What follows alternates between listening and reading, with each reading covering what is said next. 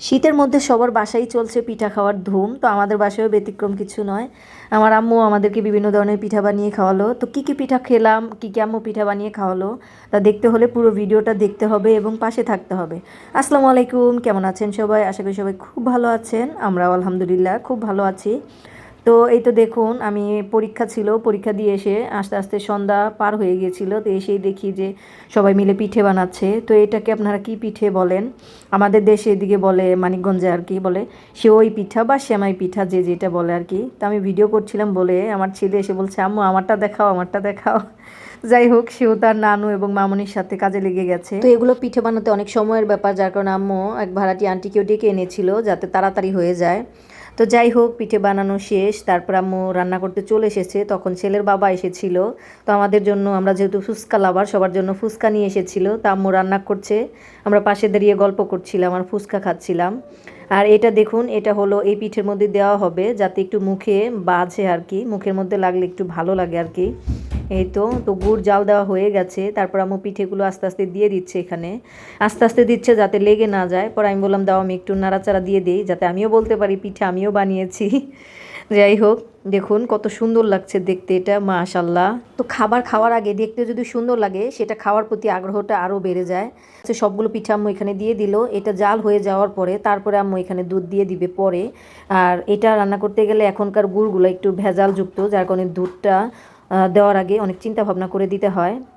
তো কথা বলতে বলতে পিঠে রান্না করা শেষ হওয়ার পরে খাওয়ার ভিডিওটা আর করতে পারিনি। যাই হোক, এটা হলো পরের দিন সকালে। তারপরের দিন সকাল সকাল ঘুম থেকে উঠেই দেখি আম্মু ভাপা পিঠে বানাচ্ছে। তো ভাপা পিঠা আমার কাছে একটু ভেজালযুক্ত মনে হয়। আমি মোটামুটি যেটা রাতে দেখালাম সেটা আমি বানিয়েছি একাই। আলহামদুলিল্লাহ ভালো হয়েছিল, কিন্তু ভাপা পিঠাটা বানাতে পারিনি, কারণ ভাপা পিঠার এই যে এই গুঁড়াটা যে রেডি করতে হয় একটু একটু পানি দিয়ে আস্তে আস্তে, এটা আমার কাছে মনে হয় একটু কঠিন কঠিন লাগে। আমার কাছে আর কঠিন নয়, কারণ সে তো অনেকবার বানিয়েছে।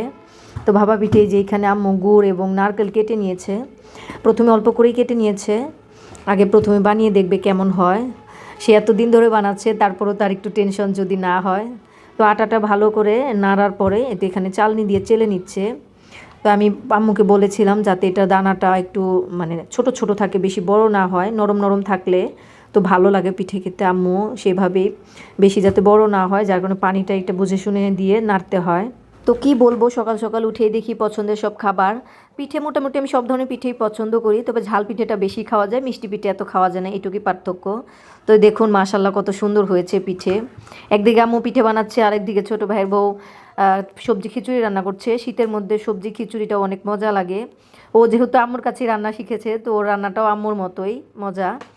আম্মু পিঠে বানিয়েই তার আদরের জামাইয়ের কথা মনে পড়ে গেছে। সে আমাকে বলছে যে, যা জামাইকে পিঠে দিয়ায়। দেখো, আমি এতক্ষণ যাবৎ ভিডিও করছি, পিঠে খাওয়ার জন্য দাঁড়িয়ে আছি, সে আমাকে না বলে তার আদরের জামাইকে পিঠে দিবে আগে, সেটাই আগে বলছে। যাই হোক, তার কথা মতো পিঠে নিয়ে এসে তার আদরের জামাইকে দিলাম। সে তো দেখুন, সেও চালাক কম না, মুখ ধুয়ে সুন্দর মতো আবার কম্বলের নিচে এসে বসে আছে। সে জানেই আমাকে এখানেই পিঠিয়ে দিয়ে যাবে। তো দিলাম, তারপরে সে আরাম করে বসে থেকে কম্বলের নিচে পিঠে খাচ্ছে। কিন্তু আমার ছেলেটাও আমার মতো মিষ্টি একটু কম পছন্দ করে, যার কারণে সে মিষ্টি পিঠে এত খেতে চায় না। তো তাকে পিঠে দিতে দিতে আমার মনে পড়লো আমি তো ব্রাশ করিনি, আবার আমারও খেতে ইচ্ছে করছে, কি আর করবো, তাড়াহুড়া করে যে মুখ ধুয়ে এসে আমিও পিঠে খেয়ে নিলাম। তারপর পিঠে খাওয়ার বেশ কিছুক্ষণ পরে একটু রেস্ট টেস্ট নিয়ে তারপর খিচুড়ি হয়ে গেছে। আর সবজি খিচুড়ি মানে গরম গরম যদি খিচুড়িটা খেতে না পারি, সেটার পরে মজা লাগবে না। তার একজনের দিকে ভিডিও করতে বলেছিলাম বলে সে সবার কাছে রিভিউ নিচ্ছে খিচুড়ি কেমন হয়েছে। তো যাই হোক, আজকের ভিডিওটা এই পর্যন্তই। আমার এই ছোট্ট ভিডিওটি ভালো লাগলে লাইক কমেন্টস করতে কিন্তু ভুলবেন না। আর চ্যানেলে নতুন হয়ে থাকলে সাবস্ক্রাইব করে পাশে থাকবেন। আর ফেসবুক থেকে দেখে থাকলে পেজটি ফলো করে দিবেন। আল্লাহ হাফেজ।